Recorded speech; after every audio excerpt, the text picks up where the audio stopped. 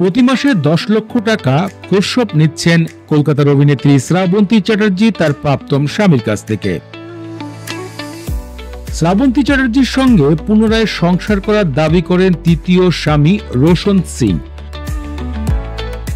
কিন্তু তাতে সায় না দিয়ে বিচ্ছেদের নতুন করে আবেদন করেন কোর্টে মামলা করেছেন শ্রাবন্তী চ্যাটার্জি।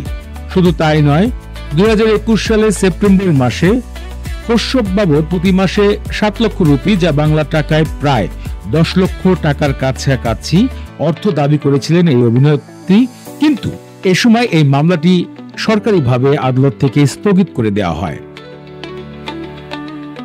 স্বামী রোশন সিং এর সঙ্গে বেশ কয়েক বছর আলাদা থাকার পরে আইনতভাবে তিনি আনুষ্ঠানিকভাবে এটির বিচ্ছেদ ঘোষণা গণমাধ্যমে নিশ্চিত করেছেন। এই বিষয়ে কথা ওঠে যে তিনি কি প্রতি মাসে 9,88,000 টাকা কশ্যপ নিচ্ছেন রোশন সিং এর কাছ থেকে।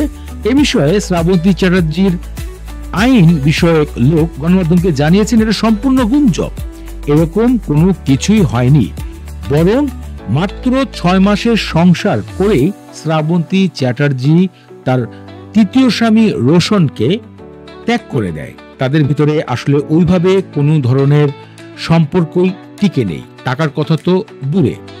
মূলত 2019 সালে বিবাহ করেন এবং 6 মাসের মাথায় সে সম্পর্ক শেষ হয়ে যায়। 2003 সালে শ্রাবন্তী চ্যাটার্জি প্রথম বিবাহ করেন রাজীব নামক পরিচালককে। সেই সংসার কিন্তু দীর্ঘ কয়েক বছর চলে। তিনি মনে করেন সেই সংসারও আসলে তার জন্য সঠিক ছিল না। 2016 সালে আবারও বিবাহ বন্ধনে আবদ্ধ হন এই অভিনেত্রী। সর্বশেষ 2019 সালে রোশনের সাথে তার বিবাহ হয় শেষ। এদিকে চতুর্থ বিবাহের গুঞ্জনও কিন্তু গণমাধ্যমে রয়েছে, যা নিয়ে এখন পর্যন্ত কোনো সুনির্দিষ্ট কথা বা তথ্য ভাইরাল হয়নি বা নিশ্চিত হয়নি।